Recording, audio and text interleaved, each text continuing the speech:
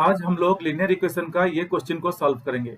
यहाँ पर क्वेश्चन है solve the following pairs of equations by reducing them to a pair of linear equations.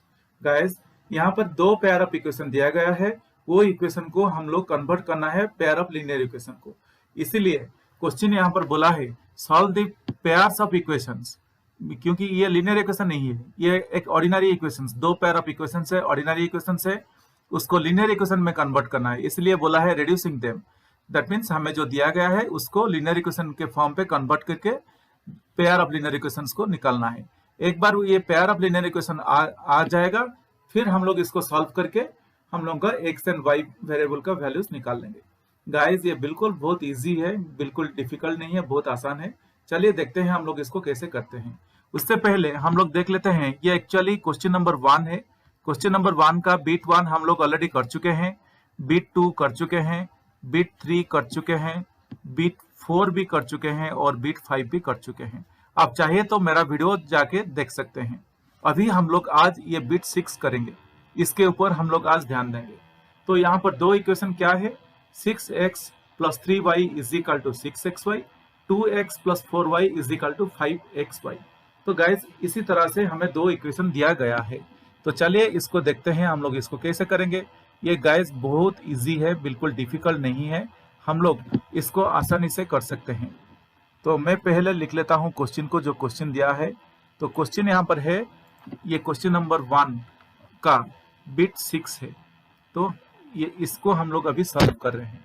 तो question के हिसाब से दो लीनियर इक्वेशन क्या दिया गया है, दो लीनियर इक्वेशन है 6x, ये दो लीनियर इक्वेशन ऐसा है 6x plus 3y, 6x plus 3y is equal to 6xy, ये एक इक्वेशन है।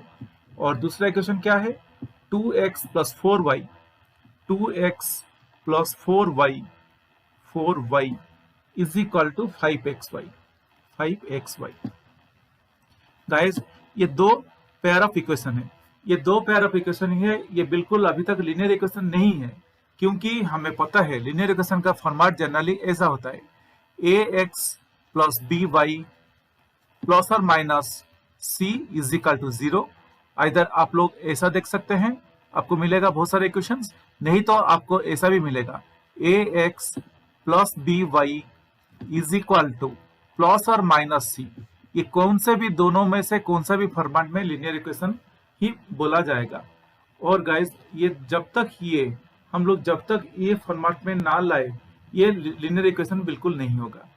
अगर आप लोग देखेंगे यहाँ पर, आप मुझे बोलेंगे कि यहाँ पर ये फॉर्मेट में है, ये सेकेंड फॉर्मेट में है, मगर ये सेकेंड फॉर्मेट में नहीं है। ये जो प्लस और माइनस सी है, ये जो प्लस और माइनस सी है, ये कांस्टेंट वैल्यू है, मगर यहाँ पर 6 के साथ xy जुड़ा है और 5 के साथ भी xy जुड़ा है, इसलिए ये बिल्कुल लीनियर इक्वेशन फॉर्म में नहीं है। अगर विदाउट xy मींस xy के बगैर अगर ओनली 6 होता तो ठीक है, ये लीनियर इक्वेशन फॉर्मेट में है, बल्कि मैं बोलूंगा। सिमिलरली xy के बगैर अगर 5 होता तो मैं उसको भी बोल सकता हूँ लीनियर इक्वेशन फॉर्मेट में है। तो गाइस, ये अभी तक लीनियर इक्वेशन फॉर्मेट में नहीं है, हमें इसको लीनियर इक्वेशन फॉर्मेट पे लाना है। तो देखिए मैं कैसे इसको करता हूँ, थोड़ा स्टेप्स लगेगा, क्योंकि हम लोग एक एक स्टेप करके इसको सॉल्व करेंगे, सिंप्लीफाई करेंगे, मैं बोलूंगा तो सही होगा। सिंप्लीफाई करके लीनियर इक्वेशन फॉर्मेट में हम लोग इसको ला देंगे। तो ये यहाँ पर पहला इक्वेशन क्या है, 6x plus 3y is equal to 6xy है। तो इसको मैं कैसे लिख सकता हूँ guys, 6x plus 3y is equal to, मैं 6 लिखूंगा और यहाँ पर जो xy 6 के साथ जो मल्टीप्लाई होके रहा है, मैं इसको यहाँ पे लाके इसको डिवाइड कर लेता हूँ। तो क्या हुआ, जो 6 के साथ जो xy था, मैं जब इसको राइट साइड को मूव कर दिया, ये डिवाइड हो गया, तो इसलिए मैं इसको लिखा 6x plus 3y by xy is equal to 6। Hope guys ये स्टेप आप लोगों को समझ में आ गया होगा। और मैं ये स्टेप कहाँ से ला रहा हूँ, ये पहला जो इक्वेशन है उसी से मैं ला रहा हूँ, ये पहला इक्वेशन, ये वाला इक्वेशन से। So 6x plus 3y is equal to 6xy, उसको फिर मैंने जब सिंप्लीफाई किया, उसको मैं ऐसा लिखा 6x plus 3y divided by xy is equal to 6, फिर मैं उसको ऐसा लिख दिया। अभी इसको थोड़ा आगे और सॉल्व करेंगे। इसको मैं कैसे लिख सकता हूँ, देखिए guys, 6x by xy plus 3y by xy is equal to 6। Hope guys ये आपको समझ में आ गया होगा। ये स्टेप कैसा था, ये जो नीचे जो xy डिनोमिनेटर पे है, अगर इसको हम लोग सॉल्व करेंगे, ये इक्वेशन को अगर हम लोग सॉल्व करेंगे तो आपको ऊपर वाला इक्वेशन मिल जाएगा। तो वहीं से मैंने इसको इसे सेपरेट किया, 6x/xy plus 3y/xy is equal to 6। और गाइस इसको मैं कैसे लिख सकता हूँ देखिएगा, और मैं इसको कर सकता हूँ, यहाँ पर ऊपर x है और डिनोमिनेटर पे भी x है, ये कैंसिल हो गया, कैंसिल होके मुझे मिला ओनली 6/y मिला। Similarly plus 3y divided by xy, तो ये y कैंसिल हो गया, मुझे मिला 3/x मिला इज इक्वल टू 6। यहाँ तक मुझे ऐसा इक्वेशन आ गया। तो क्या आया, 6/y plus 3/x is equal to 6। इसको गाइस और आगे थोड़ा सिंप्लीफाई करेंगे हम लोग। इसको सिंप्लीफाई करके मैं क्या कर सकता हूँ देखिए, और मैं इसको लिख सकता हूँ 6 into 1/y plus 3 into 1/x is equal to 6। Guys अगर मैं इसी तरह लिखूं तो क्या गलत होगा, ये गलत नहीं होगा, क्योंकि 6 इंटू 1/y जो है 6/y वही है, 3/x जहां जो भी है वो एग्जैक्टली 3 इंटू 1/x वही है। तो इसको थोड़ा मैं ऐसा सेपरेट कर दिया। फिर इसको मैं ऐसा लिख सकता हूँ 6, ये जो 1/y है इसको मैं एक ब्रैकेट के अंदर डाल देता हूँ, प्लस 3 इंटू 1/x इसको ब्रैकेट के अंदर में डाल के इज इक्वल टू 6 बोल के लिख दिया। गाइज आपको ये स्टेप्स पूरा याद रखना पड़ेगा, मैं कैसे स्टेप बाय स्टेप कर रहा हूँ, ताकि आप लोग कंफ्यूज ना होके इसको आसानी से कर सकते हैं। तो गाइज मैं ये इक्वेशन को अभी इक्वेशन नंबर 1 बोल के मैं नाम दे देता हूँ, मगर अभी तक ये लिनियर इक्वेशन फॉर्मेट में नहीं आया है। ओनली इक्वेशन नंबर 1 बोल के मैं नाम दे के इसको आगे मैं अभी मूव करता हूँ। जैसे कि मुझे पहला जो इक्वेशन था उसी से मुझे मिला 6 1/y plus 3 1/x is equal to 6 मिला है। ठीक उसी तरह से जो दूसरा इक्वेशन है 2x plus 4y is equal to 5xy, ठीक इसी तरह मैं इसको भी ऐसा निकाल सकता हूँ। कैसे निकाल सकता हूँ, 2 1/y plus 4 1/x is equal to 5। मैंने ठीक उसी तरह से जैसे ऊपर वाला मैंने निकाला, ठीक उसी स्टेप को फॉलो करके मैंने, आप अगर फॉलो करेंगे तो ये स्टेप आपको आ जाएगा। ये मैं इसको हम लोग नाम दे देंगे इक्वेशन नंबर 2। इसको हम लोग नाम दे देते हैं इक्वेशन नंबर 2। तो गाइज हमें इसी तरह से 2 इक्वेशन मिल गया है। अभी फिर आगे सॉल्व करेंगे। आगे हमें थोड़ा एज्यूम करना पड़ेगा। क्या एज्यूम करेंगे देखिए, let p is equal to 1/y and q is equal to 1/x। में हम लोग इसी तरह से एज्यूम कर लेते हैं, 1/y को p बोल के मान लेते हैं और 1/x को q बोल के मान लेते हैं। अगर हम लोग अभी ऐसा मानेंगे तो दोनों ऊपर इक्वेशन कैसा हो जाएगा, तो मैं वही लिख लेता हूं, now the above equations will become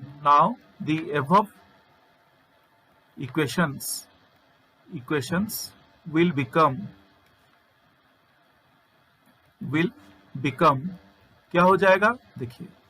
first equation क्या है, 6 1/y प्लस 3 1/x। मैं 1/y के जगह पर p रिप्लेस कर लेता हूं और 1/x के जगह मैं q रिप्लेस कर लेता हूं, 3q इज इक्वल टू 6।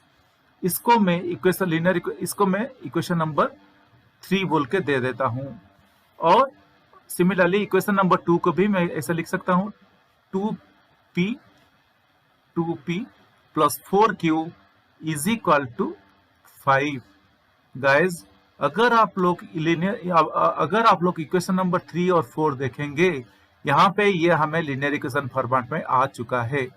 यहाँ से हमें ये लिनियर इक्वेशन फॉर्मेट में मिल गया है। ये अभी लिनियर इक्वेशन है, अभी 2 लिनियर इक्वेशन हमें मिल गया है। और गाइज आपको पता है एक बार लिनियर इक्वेशन मिलने के बाद हमें कैसे सॉल्व करते हैं। लिनियर इक्वेशन को सॉल्व करने के लिए, वेरिएबल्स को निकालने के लिए हम लोग जनरली 3 तरह का मेथड होता है। एक सब्स्टिट्यूशन मेथड होता है, एक क्रॉस मल्टीप्लिकेशन मेथड होता है और एक एलिमिनेशन मेथड होता है। गाइस मैं इसको एलिमिनेशन मेथड पे मैं इसको सॉल्व करूंगा, क्योंकि मुझे एलिमिनेशन मेथड बहुत इजी लगता है, इसलिए मैं एलिमिनेशन मेथड अप्लाई करके इसको सॉल्व करूंगा।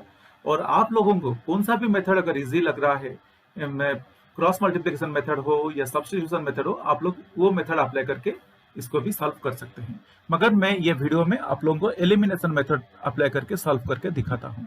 तो गाइज ये इक्वेशन को हम लोग एलिमिनेशन मेथड पे सॉल्व करेंगे। और एलिमिनेशन मेथड में क्या होता है, हम लोग स्टेप बाय स्टेप इसको सॉल्व करते हैं और एलिमिनेशन मेथड पे एक वेरिएबल को हम लोग पहले एलिमिनेट कर देते हैं। तो चलिए हम लोग स्टेप 1 के तरफ बढ़ेंगे। स्टेप 1। और गाइज हम लोग अगर देखेंगे इक्वेशन नंबर 3 और इक्वेशन नंबर 4, तो अगर हम लोग मानो हम लोग अभी p वेरिएबल को अभी एलिमिनेट करेंगे। अगर p वेरिएबल को हमें एलिमिनेट करना है तो हम लोग क्या करेंगे, अगर p वेरिएबल को हमें एलिमिनेट करना है तो हम लोग क्या कर सकते हैं। अब देखिए यहाँ पर जो है यहाँ पे 6p है। अगर आप लोग देखेंगे यहाँ पर 6p है और यहाँ पे 2p है, तो हम लोगों को पहले ये दोनों को सिमिलर करना पड़ेगा।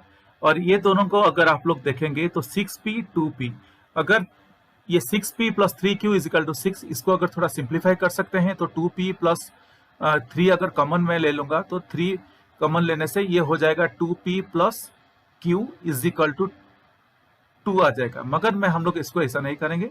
हम लोग यहाँ पे 6 और 2 अगर उसका एलसीएम हम लोग निकालेंगे, 6 इंटू 2 का एलसीएम आ जाएगा हमें 12।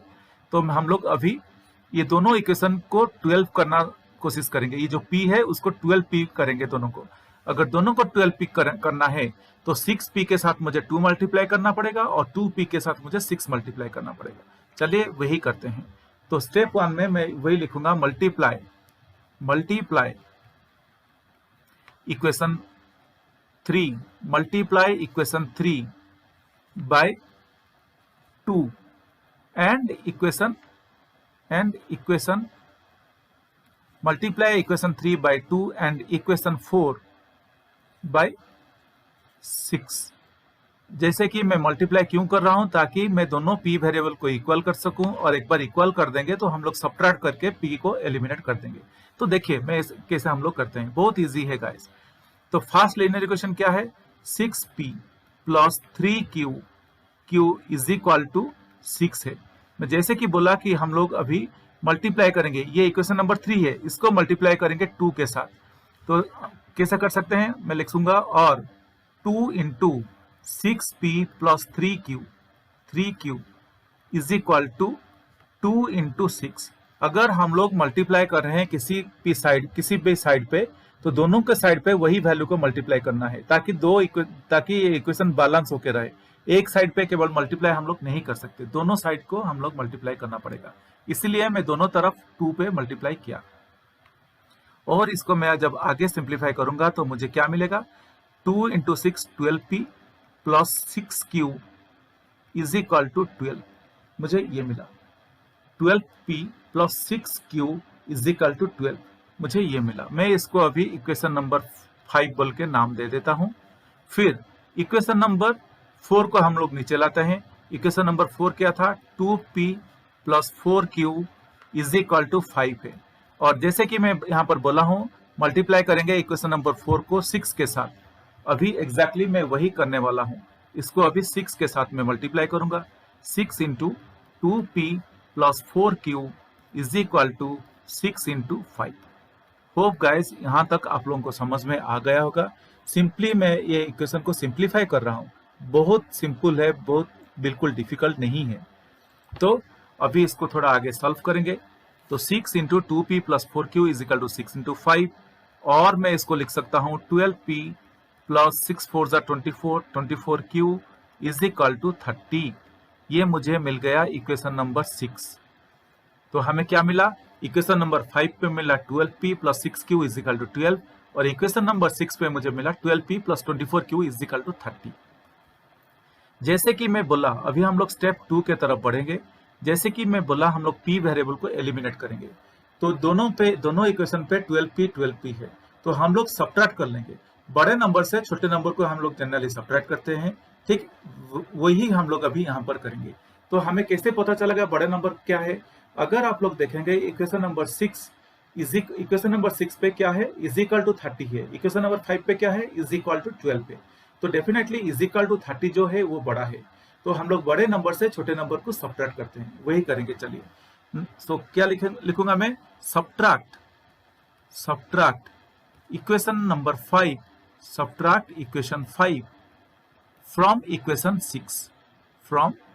6, क्योंकि यहाँ पे इक्वेशन नंबर 6 बड़ा है, इसलिए मैं इक्वेशन नंबर 5 छोटा इक्वेशन को बड़ा इक्वेशन से मैं सब्ट्रैक्ट कर रहा हूं।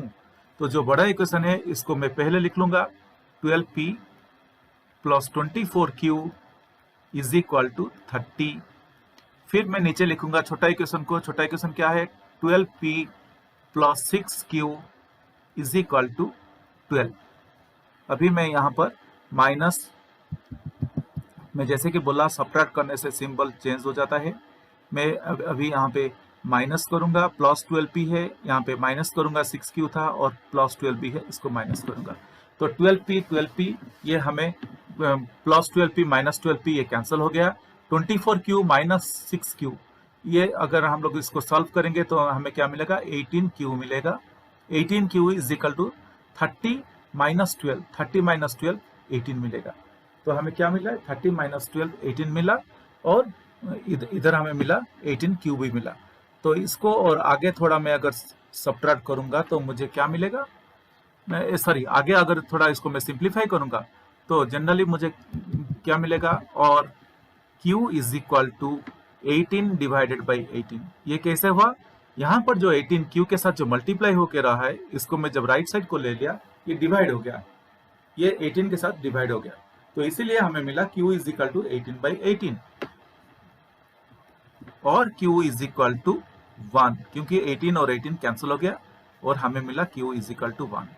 गाइस, एक वेरिएबल का वैल्यू तो हमें मिल गया है।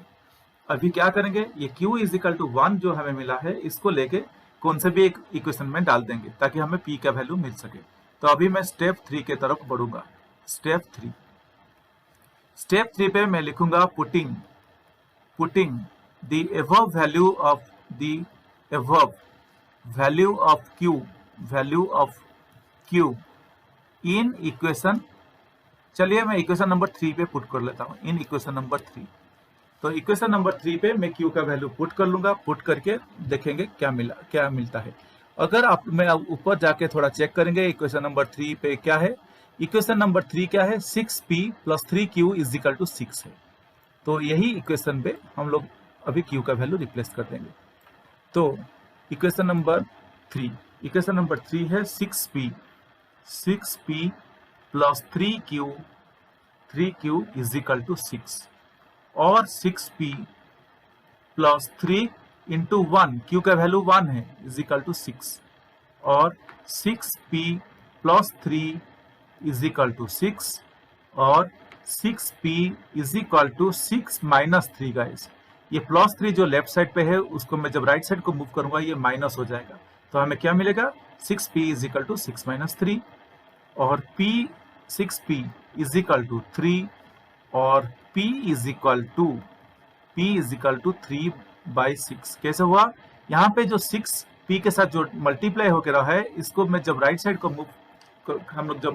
मूव करेंगे ये डिवाइड हो जाएगा, तो हमें क्या मिलेगा, p is equal to 3 by 6 मिलेगा। तो हमें मिला है p is equal to 3 by 6, और इसको मैं अगर थोड़ा और सिंप्लीफाई करूंगा तो हमें मिलेगा p is equal to 1 by 2, और p is equal to 1 by 2। कैसे, 3 1 जा 3, 3 2 जा 6। तो यहाँ पे हमें p और q का वैल्यू मिल गया है। अभी ये दोनों वैल्यू जब मिल गया है, हम लोग फाइनल स्टेप के तरफ बढ़ेंगे। फाइनल स्टेप गाइस, मैं ये लिख लेता हूं यहाँ पर फाइनल स्टेप बोल के, फाइनल स्टेप। ये फाइनल स्टेप में हमें क्या क्या मिला है, हमें मिला है p is equal to 1 by 2 मिला है, ये एक मिला है, और q इज इक्वल टू 1, ये दूसरा वेरिएबल का वैल्यू मिला है, p और q का वैल्यू मिल चुका है। हम लोग अभी फाइनल स्टेप पे मूव करके ये p एंड q का वैल्यू डाल के x एंड y वेरिएबल का जो ओरिजिनल इक्वेशन में है x एंड y वेरिएबल्स, उसी को निकालेंगे। तो फाइनल स्टेप में जनरली हम लोग क्या करेंगे, अभी हम लोग ऐसा करेंगे। अभी देखिए मैं क्या लिख रहा हूँ, रिप्लेसिंग बैक। मैं अभी लिख रहा हूँ replacing back the values of p and q। Values of P and Q। हम लोग रिप्लेस बैक कर देंगे values of P and Q। तो इनिशियली हम लोग क्या किए थे, इनिशियली वी एज्यूम्ड, हम लोग क्या एज्यूम किए थे, इनिशियली वी एज्यूम्ड, हम लोग क्या एज्यूम किए थे, P is equal to 1 by y assume किए थे and Q is equal to 1 by x बोल के एज्यूम किए थे। अभी यहाँ पर P के जगह में 1/2 डाल दूंगा और Q के जगह 1 डाल दूंगा, क्योंकि यही वैल्यू हमें यहाँ पर मिला है, P एंड Q का वैल्यू मिला है। तो मैं इसको लिख सकता हूं, और 1/2 is equal to 1 by y and यहाँ पर 1 is equal to 1 by x, हमें ऐसा मिला है। जस्ट गाइज मैं इसको आगे सॉल्व कर रहा हूँ, सिंप्लीफाई कर रहा हूँ, मैं बोल सकता हूँ बहुत इजी है, बिल्कुल ये डिफिकल्ट नहीं है। तो 1/2 is equal to 1 by y, अभी इसको हम लोग क्रॉस मल्टीप्लाई कर देंगे, 1 into y is equal to 1 into 2 and 1 into x is equal to 1, और मैं इसको लिख सकता हूं y is equal to 2 and x is equal to 1। तो हमें गाइज वेरिएबल्स का वैल्यू मिल गया है। क्या क्या मिला, y इज इक्वल टू हमें 2 मिला है, y इज इक्वल टू 2 मिला है और x इज इक्वल टू 1 मिला है। तो गाइज हम लोग जो इक्वेशन दिया गया था पेयर ऑफ इक्वेशन, उसको हम लोग लीनियर इक्वेशन पे कन्वर्ट किए, और कन्वर्ट करने के बाद हम लोग दो पेयर ऑफ लीनियर इक्वेशन हमें मिला है, और उसको सॉल्व करने के बाद हमें x एंड y वैल्यू मिल गया है। अगर गाइज मैं समझ रहा हूं कि आप लोगों को समझ में आ गया होगा, अगर फिर भी आप लोगों को कुछ भी डाउट है तो आप लोग मुझे ये वीडियो का कमेंट सेक्शन में लिख के पूछ सकते हैं।